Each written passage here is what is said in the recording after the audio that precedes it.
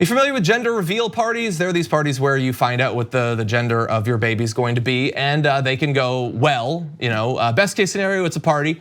Worst case scenario, unfortunately, tragically, people can die. And we have an instance of this today where a 56-year-old woman died in Knoxville, Iowa at one of these parties. The gender reveal, quote, announcement resulted in an explosion. The office did not elaborate on the nature of the explosion or what debris struck a woman, but apparently that is what happened. Real explosives were used. Debris flew off from the explosion, struck a woman that was at the party, and she did die. She was pronounced dead at the scene. These parties have gotten crazy, out of control. They're just supposed to be a place for expectant parents to announce the sex of their baby. They've become more elaborate, with some involving plumes of smoke, pops of confetti, or explosive effects to the shades of blue and pink.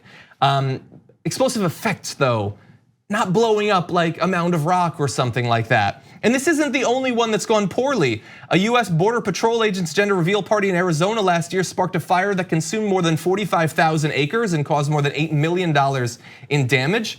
In Australia, a car that began slowly expelling blue smoke to announce the gender of a baby burst into flames. The driver, who jumped out of the car, was convicted of dangerous operation of a car. By the way, if it hadn't burst into flames, it was still full of smoke while a person was driving it, which is a horrible, the plan was horrible, let alone what actually ended up happening. Yeah, I mean, and like gender non-binary people, a lot of the like LGBTQ community has pointed out how weird gender reveals are, period, because like it's kind of like, I get it, and I'm trying to understand better. I get what's been explained to me, why it's weird and why it puts like pressure on a child before they're ever even born, and why it makes a decision for a child.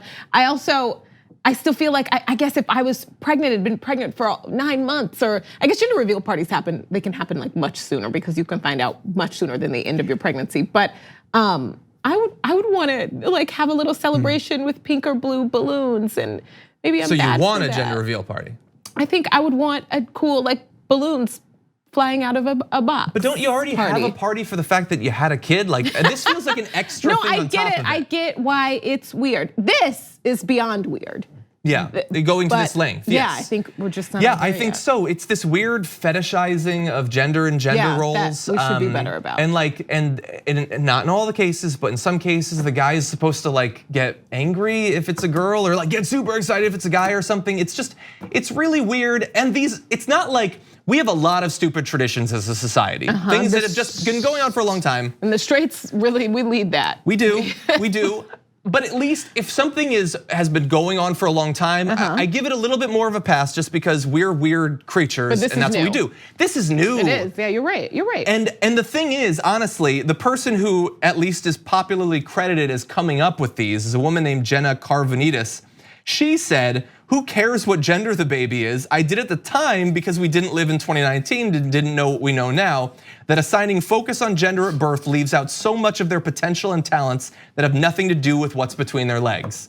And so that is the person who came up with them. And she apparently has learned a lot in the past few years. That's, by the way, I believe that this quote was from before people were dying at these parties. Right, It's not worth it, right? Okay, like you don't have a party for when you figure out what color hair the kid has or whatever. Like, have a party for like when the kid graduates from college or something. That's what you do for an actual accomplishment. Don't be so weird about this. We have such a weird society. We have too much time. Some people have too much money, and people are literally dying because of it.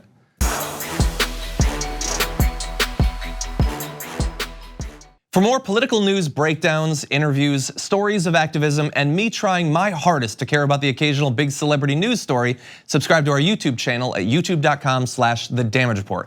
And you can ring the bell wherever it is so you don't miss anything.